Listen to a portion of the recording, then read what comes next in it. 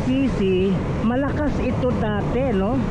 Halos maraming bumibili po dito. Halos punong-puno yung binibili. Bawat customer,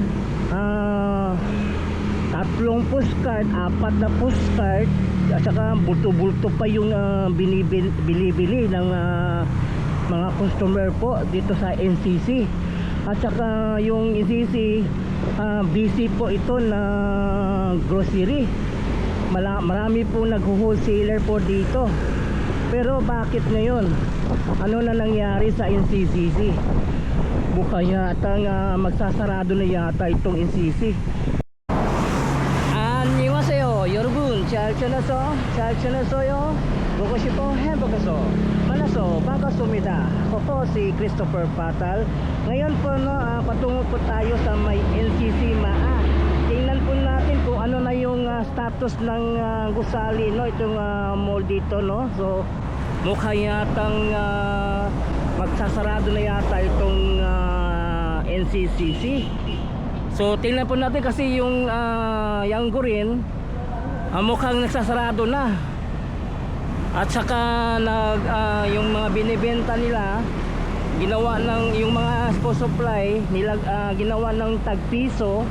Saka yung mga t-shirt, mga pantalon naging 100 o 200 pesos na lang, no? Mukhang yatang nagsasarado na itong NCCC. Kaya ito naman, tingnan natin itong NCCC Mall MAA. So tingnan po natin. So tara, let's go.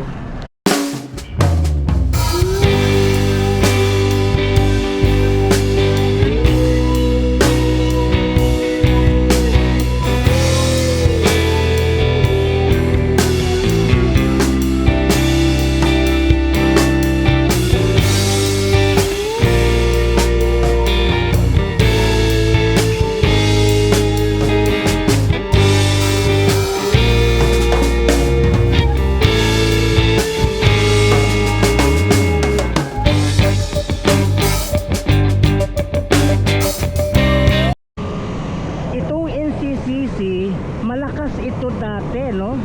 Halos maraming bumibili po dito. Halos punong-puno yung binibili. Bawat customer,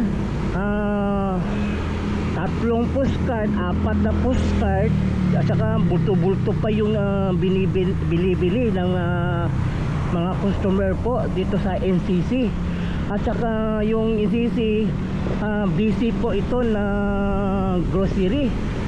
Marami po nag-wholesaler po dito. Pero bakit ngayon? Ano na nangyari sa NCCC?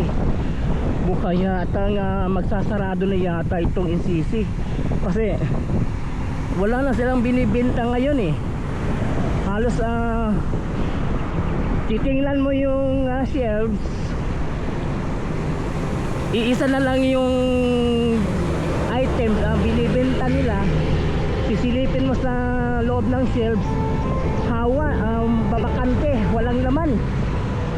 So ganun na kalagayan ng NCC. Mukhang yatang magsasarado na yata itong NCCC. Bakit? Tingnan nyo ang banda dito, hindi na tinapos, oh. Meron sanang gagawin dito banda, oh.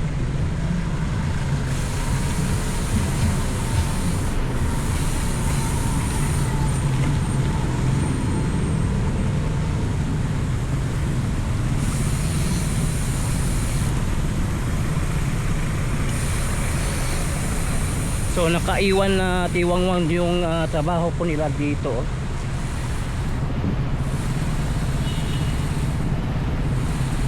Makikita mo yung McDonald's bukas na po yun dito banda, oh. Yan, oh. Pati yung BPI. Tingnan po natin sa loob ano pa yung nagbukas na tenant dito, no. So ito yung nabukas, oh, Kenny Rogers Roaster. Yan, oh. Tokyo. Yan, oh.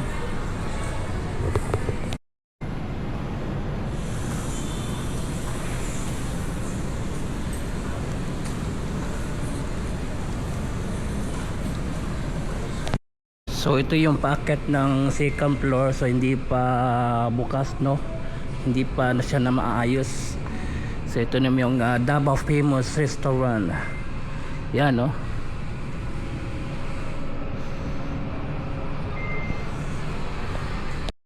May mga iba't iba pang mga tenant pa hindi pa nagbukas tulad nitong Lalanpang, no. Tsaka ito, yan, no, frozen soon, yun press. So marami pang tenant dito, hindi pa nagbukas, no. Pero yung second floor hindi pa bukas.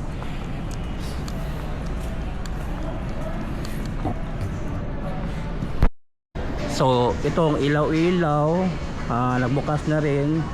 Daily Queen saka Dunkin, no, nagbukas na rin. At pating itong Jollibee, ito nagbukas na rin dito banda, yan, no. So may ilan-ilan pang hindi nagbukas, no.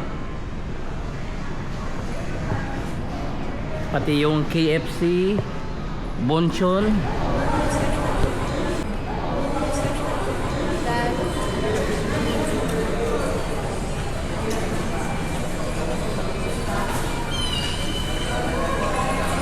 KFC, at ang Mang Inasal, yan, no. And the rest wala pang hindi pa nagbukas, no. So ito pa lang yung nagbukas po dito sa NCCC Maa.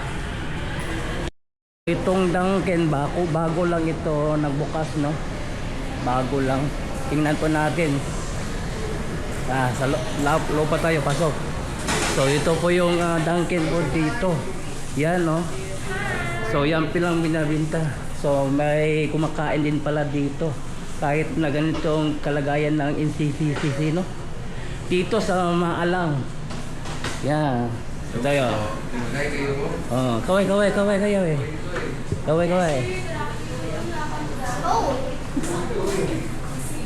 so yun ang nakita po natin, no. The rest na dito sa NCCC may mga hindi pa nagbukas, no, katulad ng second floor hindi pa nagbukas, no.